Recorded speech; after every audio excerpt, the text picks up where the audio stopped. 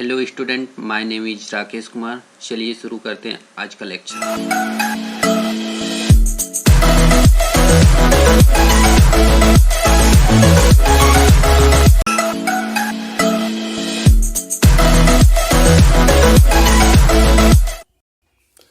ये structure class का तीसरा वीडियो है जिसमें हम डिस्कस करेंगे स्ट्रक्चर इनिशियलाइजेशन और टाइप डेफ कीवर्ड के बारे में।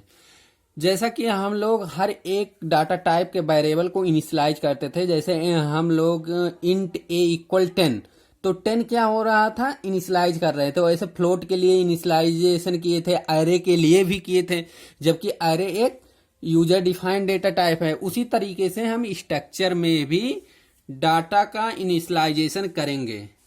तो जैसे हर एक डाटा टाइप में होता है, उसी तरह स्ट्रक्चर में भी हम डाटा का इनिशियलाइजेशन करते हैं। थोड़ा सा बस डिफरेंस ये है कि जो स्ट्रक्चर हम डिक्लेयर करते थे वो मेन फंक्शन के ऊपर करते हैं, और जो स्ट्रक्चर के रिस्पेक्ट में वेरिएबल बनाते हैं तो उसको हम मेन फंक्शन के अंदर करते हैं। तो जहां वेरिएबल बनाएंगे वहीं डाटा का इनिशियलाइजेशन करेंगे। सिंपल सी बात है। तो चलिए देखते हैं कैसे इनिशियलाइजेशन करेंगे।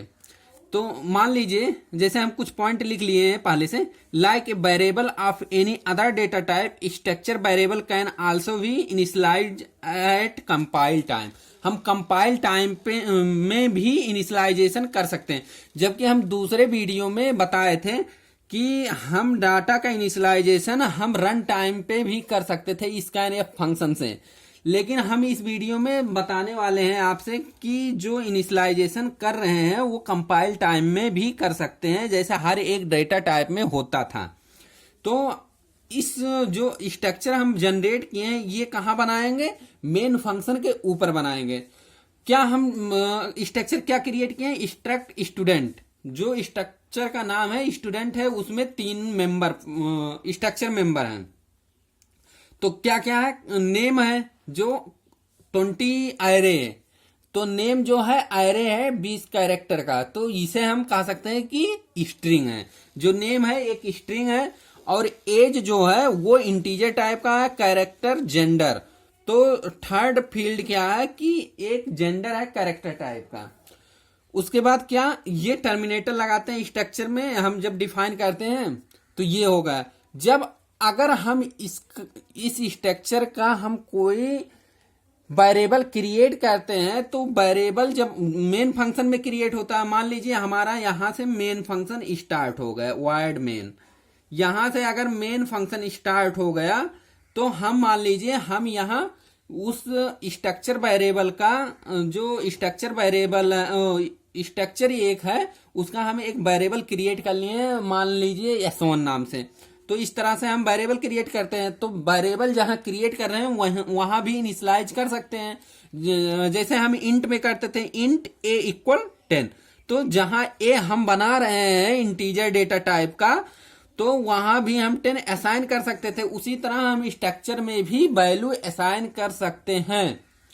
तो जैसे S1 बना लिए, तो S1 में जो स्ट्रक्चर मेरा है, स्ट्रक्चर में 3 मेंबर हैं, 3 स्ट्रक्चर मेंबर है, तो तीनों के लिए अलग अलग वैल्यू फिल कर दिए हैं। जैसे ये क्या है, कैरेक्टर नेम 20, ये स्ट्रिंग टाइप का है, तो स्ट्रिंग के लिए हम डबल कोट्स में मान लीजिए हम कोई अभी ABHI अभी किसी का नाम होगा तो हम उसमें इंटर कर दे रहे हैं।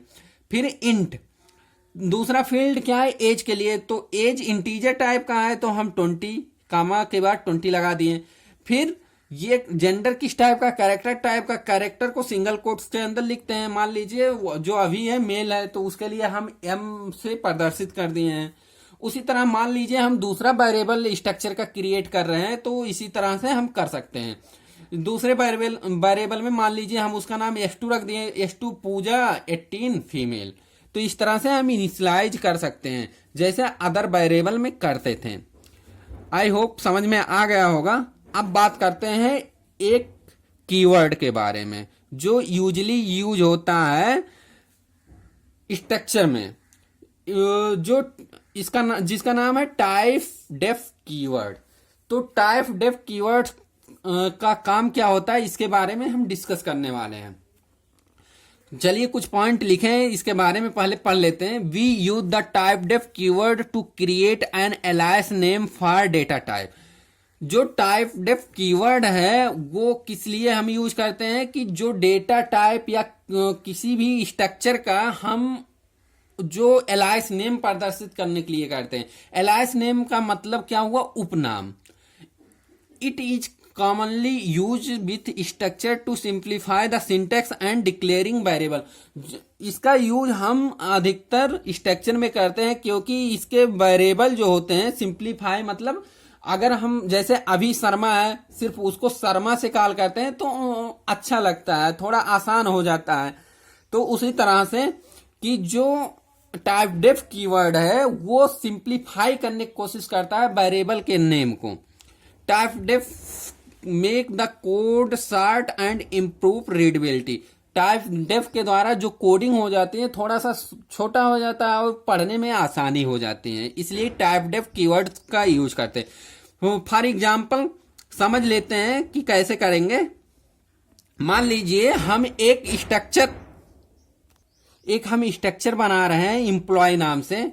तो एम्प्लॉय में हम दो मेंबर वेरिएबल डाले हैं, एक नेम है एम्प्लॉय का और एक कितना सैलरी मिलता है उसके बारे में। तो जो नेम है वो स्ट्रिंग टाइप का है जिसमें 50 कैरेक्टर हो सकते हैं और सैलरी इंटीजर टाइप का है।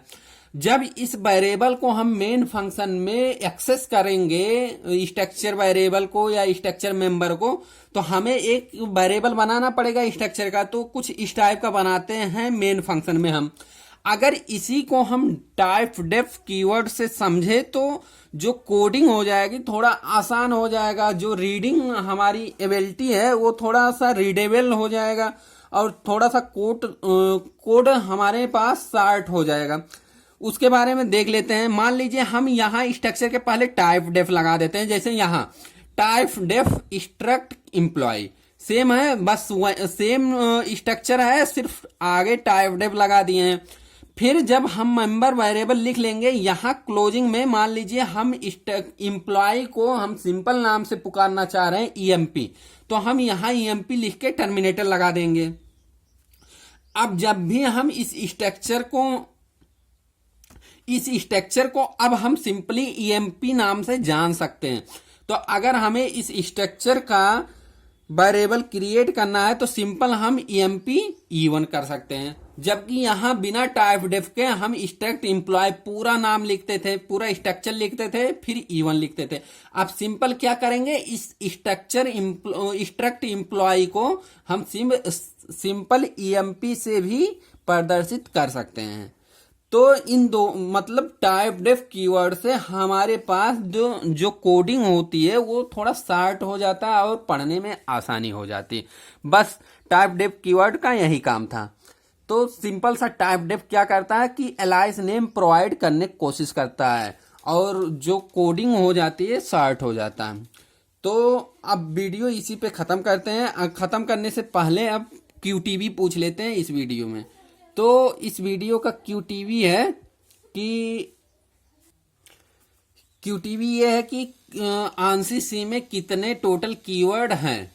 आप लोग इस क्यूटीवी का आंसर कमेंट सेक्शन में आंसर कीजिए और इस वीडियो को ज़्यादा से ज़्यादा शेयर करिए। और वीडियो देखने के लिए थैंक यू।